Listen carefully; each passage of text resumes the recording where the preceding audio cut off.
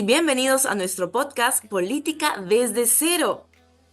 Hoy nuestro invitado es Miklos Lucas, es un reconocido académico peruano especializado en gestión y ciencias políticas, tecnología e innovación. Es conferencista y autor del libro Neoentes, una obra de investigación sobre los procesos de transformación ideológica que está generando la tecnología. Además, es conductor del programa en Betel Televisión Ecos del Saber y es creador de Tecnopolitea, una plataforma virtual donde se imparten cursos sobre ciencias políticas. Mucho gusto y bienvenido al programa, Miklos. Gracias por tu presencia. Bueno, Andrea, muchísimas gracias y un saludo a toda la gente que escucha tu podcast. Bueno, para comenzar, todos sabemos que las comunicaciones actualmente y las nuevas tecnologías de la comunicación han permitido que profesionales, que académicos también puedan impartir sus conocimientos a través de las redes sociales. Coméntame, ¿cuál fue tu motivación para iniciar en las redes y transmitir tus conocimientos? Se dio en un contexto de pandemia. Yo dictaba clases en la universidad y en un momento obviamente encontré que tenía mucho tiempo libre. Entonces dije, bueno, vamos a tratar de comunicar a otro público. Y abrí un canal de YouTube sin grandes pretensiones. Y en 6 meses ya tenía más de 100.000 suscriptores. Así que así fue como empezó todo, ¿no? Y sobre todo con una temática muy crítica de la agenda del progresismo globalista. Y esto se refiere a la agenda del terrorismo climático, a la agenda arcoíris, al feminismo, al multiculturalismo, al animalismo, la eutanasia, todo este tipo de políticas que realmente son llevadas con un propósito de afectar al ser humano. ¿Y cómo lograste poder llevar este lenguaje académico a un entorno más popular? Bueno, yo no tengo ninguna formación como comunicador o como periodista. Yo tengo una formación, soy médico veterinario de profesión, me especialicé en salud pública veterinaria, que era una rama más de política pública dentro de la carrera, y después hice maestrías en ciencias sociales, en ciencia política en la Católica, donde egresé, después en la Universidad de Wellington, Nueva Zelanda, y después me fui a Inglaterra a hacer mi doctorado. Ahora, ¿por qué tengo esta habilidad para comunicar? Bueno, no sé, dígame soberbio todo, pero es una habilidad natural. O sea, yo soy un buen comunicador naturalmente. Y creo que soy un buen comunicador porque lo difícil lo hago fácil. Y creo que esa es una de las principales fortalezas que tengo, que abordo temáticas que son muy complejas, pero las aterrizo de tal manera que cualquier persona pueda entender lo que yo estoy diciendo, y creo que eso fue parte del éxito que tuve en mi canal, ¿no? Abordar temas como antropología filosófica, como filosofía de la tecnología, tecnologías convergentes, biopolítica, varios temas. En el Perú, el progresismo también tiene presencia. Básicamente está representado por lo que nosotros identificamos como la nefasta caviarada, a la cual repudio profundamente. Y la caviarada que está enquistada en centros académicos como la Católica, ¿no? La Universidad de Lima, la UPC, aunque la UPC en menor medida.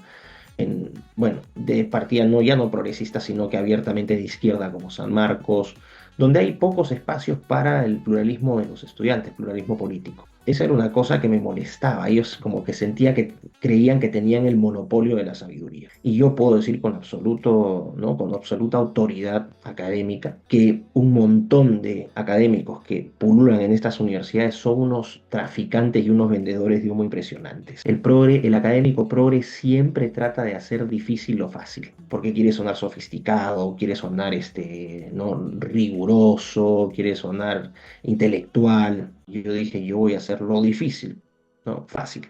Y creo que eso la juventud también lo ha apreciado. A ver, 75% de la gente que tengo en redes sociales que me sigue es menor de 32 años. Ya, o sea, y eso les desespera a los progres, ¿no?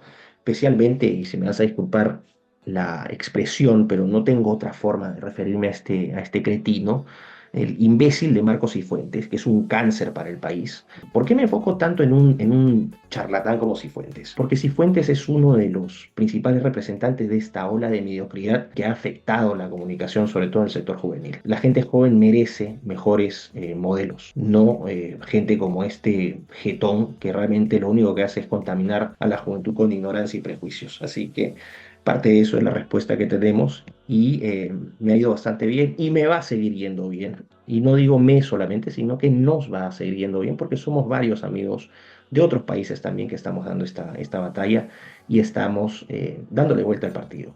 Sabemos que las redes sociales han permitido que la información sea más democrática, que todas las personas puedan tener acceso a la información, pero también esto ha conllevado a una gran desinformación. ¿Qué es la posverdad en medio de este contexto? Bueno, posverdad es un concepto que apela a la idea de que en un mundo de absoluto relativismo moral, ético, es decir, donde todo va a depender de mis emociones, misiones y de los hechos verificables. Finalmente es un mundo donde la verdad muere. Básicamente el proponente y el activista de la posverdad a lo que se dedica es a distorsionar la verdad con sus propias interpretaciones, con sus propias emociones. Vamos a dar un ejemplo extremo, pero para que se ilustre, ¿no? Hay departamentos de matemática ya ultra progres, donde se empieza a cuestionar que las matemáticas son machistas, donde se empieza a cuestionar que 2 más 2 sea 4. Wow. Eso es posverdad. Y el problema de la posverdad es que convierte a mediocres y convierte a ignorantes en portadores de verdad. Pero el problema es que estos charlatanes mediocres tienen espacios y se les dan espacios en medios tradicionales de prensa o se les da espacio en universidades o en fundaciones, ¿no? Para amplificar el discurso, porque el progresismo funciona disolviendo la verdad. Lo que el progre necesita para imponer su tiranía es negar la verdad. Por ejemplo, negar la verdad de la naturaleza, ¿no? El dualismo y dimorfismo sexual. Eso es posverdad. Nadie me va a decir que Europa es un mejor lugar que hace 10 años. Nadie me va a decir que Estados Unidos es un mejor lugar que hace 10 años. Nadie me va a negar que California es un antro de perdición lleno de drogadictos, prostitutas y una infraestructura cayéndose a pedazos. Yo acabo de estar hace 2 semanas ahí con Agustín Laje en una conferencia y lo de Los Ángeles es prueba irrefutable de que ese lugar se está cayendo a pedazos. La posverdad es la muerte de la verdad, es el reino de la subjetividad y en la subjetividad es imposible llegar a compromisos, es imposible formar instituciones, es imposible acordar lenguaje. En la subjetividad, ¿no? Que es producto de este relativismo,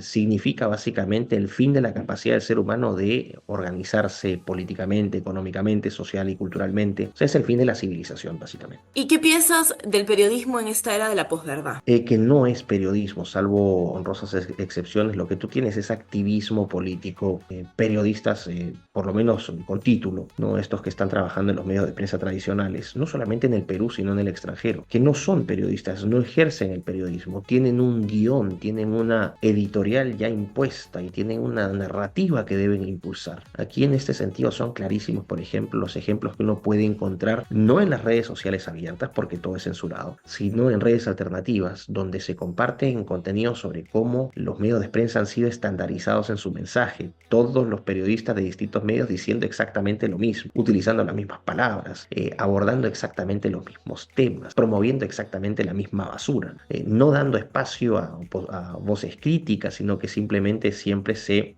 presentan paneles donde hay, entre comillas, expertos que también se dedican a promover las mismas agendas, donde en caso que inviten a alguien que es disidente, las preguntas no son hechas con honestidad, sino con el único fin de presentarlo de la peor manera posible a ese crítico, ¿no? Ya sea como supremacista, racista, tonto, antiprogreso, antiderechos, homofóbico, misógino y toda esta sarta de estupideces, ¿no? Que esta gente promueve. ¿Por qué lo promueve? Tú le das a los mediocres poder, ¿no? Poder político, les das un micrófono, les das televisión para que figuren, les pagas unos sueldos que absolutamente no merecen y estos mediocres van a ser capaces de vender a sus madres por mantener esa posición de privilegio. Eso es lo que mantiene al periodismo progre unido, ¿no? A mí me encantaría saber mira cómo están ahora. En la época de Sagasti, de Vizcarra, cobraban en la época de Humala, la cantidad de plata que se robaron literalmente de los impuestos para mantenerlos. La famosa mermelada, ¿no? Y tienes mermeleros mayores que son canales completos y tienes pues a calichines de mermeleros como el imbécil de Cifuentes. Entonces hay de todo un poco, básicamente. Entonces creo que ese es el periodismo actualmente no existe. Lo que tú tienes es un ejército de activistas políticos en planilla que han castrado, ¿no? Que se han castrado mentalmente y moralmente, que no tienen ningún interés por buscar la verdad, que su agenda es abiertamente promover la posverdad. Bueno, también sabemos que existen aquellos periodistas que podemos decir son disidentes, son periodistas que hacen sus propios canales en YouTube, ¿no? Para hablar también de algunos temas que no se puede tocar en el periodismo tradicional o hegemónico, vamos a decirlo así. ¿Cuál crees que sería la relación entre las investigaciones científicas, la academia, con este periodismo? Subjetivismo y posverdad. El problema es que ¿no? Y en el caso del cambio climático, que es un gran ejemplo, ¿no? El cambio climático existe, es un hecho evidente, todos los días cambia el clima y cambia por diversos factores. Los principales factores que influyen en el cambio climático, por ejemplo, son el sol largamente y las nubes, o sea, el ciclo de vapor, ¿no? El ciclo del agua. Ahora se está diciendo que el ser humano es el causante del cambio climático y pues, te muestran una serie de estudios científicos, ¿no? Que no son sujetos a crítica. Quienes se atrevan a criticarlos son estigmatizados. Tú tienes premios Nobel criticando esta farsa del cambio climático. Tú tienes activistas de larga data que conocen el tema ecologista desde el fondo que te están diciendo que esto es una estafa. Ahora, ojo, no estoy diciendo o no estoy negándome la posibilidad de que esto pueda ser posible, pero cuando tú tienes estudios donde se impone una sola verdad, esa ciencia deja de convertirse en ciencia y deja de ser ciencia y se convierte en política. La ciencia avanza precisamente porque hay contrastación, hay pugna, hay debate, ¿no? Algo que se parecía incontestable hace algunos años atrás. Pueden surgir teorías o experimentos nuevos que pueden contradecir lo que está sucediendo. Eso no ocurre actualmente. La academia occidental hoy es un espacio de estandarización del pensamiento, estandarización de la narrativa. Y cuando tú ves que los, entre comillas, científicos, que muchos de ellos son una manga de corruptos, hacen estos estudios, lo primero que tienes que revisar es quién los está financiando. Dime quién te financia y te diré qué clase de ciencia haces. Una ciencia sometida al discurso único no es ciencia, es política. Y eso es lo que tienes ahora. Todos los disidentes, quienes se atrevan a refutar o a contradecir, estos son estigmatizados, se les hacen campañas de bullying público, se les quitan sus trabajos, se les castiga incluso con la cárcel. Así que en ese entorno tú no tienes ciencia, tú tienes política. ¿Cómo se articula todo esto con lo que estábamos hablando? Básicamente a la prensa progre lo que menos le interesa es la verdad, porque la verdad es precisamente la kriptonita contra la tonelada de basura que están promoviendo. Bueno, interesante lo que dices, porque si la misma academia o la ciencia está teniendo problemas de sesgos, de manipulación y control, entonces hasta el mismo periodista puede ver también sus investigaciones teniendo este tipo de datos que apoyarían la desinformación y la mentira, ¿no? Ujú. En sus proyectos, en sus trabajos, en sus investigaciones. Básicamente lo que puedes hacer es hoy, puedes inventar data, puedes inventar cifras, puedes armar una historia con ChatGPT 4, publicarla en un medio de prensa afín o servil a toda esta agenda y eso será presentado como verdad. Es a ese nivel al cual hemos llegado. La gente no entiende lo grave que es esto. La gente no entiende, sobre todo los más jóvenes, no entienden lo grave que es vivir en un mundo donde la verdad ha muerto, donde es imposible descubrir, ¿no?, la verdad, donde es imposible por lo menos cuestionar, porque si tú cuestionas esa verdad, inmediatamente vas a ser cancelado. Estamos ¿no?, en lo que vienen a ser amenazas abiertas a sistemas tiránicos de gobierno. Y tú solamente ves ahora a una manga de letrados, ¿no?, entre ellos los seguidores de Marcos y Fuentes en la Encerrona, que son un culto pues a la mediocridad y a la castración mental. Ujú. Y el problema es que tienes muchos jóvenes todavía en ese lado. En el trabajo que estamos haciendo, ¿no?, con amigos como Agustín Laje, como Nicolás Márquez, estamos rescatando un montón de jóvenes de esa corriente. Y no lo estamos haciendo solamente en el Perú, sino en el extranjero. De hecho, como te digo, yo mañana me voy a Argentina porque el sábado tenemos un evento importante en Buenos Aires, donde vamos a hablar junto a grandes figuras como Vicente Massot, como Emanuel Danán, va a estar Agustín Laje, Nicolás Márquez, Vanessa Kaiser de Chile, y vamos a estar dirigiéndonos a una audiencia mayoritariamente joven. Y eso les duele porque nosotros no cobramos un solo centavo. Hoy, por ejemplo, he recibido todo un día de ataques en Twitter, en X, ¿no? Y he sido realmente feliz porque me dan la oportunidad estos batracios de simplemente ridiculizarlos públicamente. O sea, para mí en ese sentido estas redes sociales son terapéuticas. Eso es algo bueno que tienen, ¿no? Que en las redes sociales por lo menos puedes hasta el momento, ¿no? Pulverizar a uno que otro batracio que trate de contradecirte y bueno, qué bien la posverdad.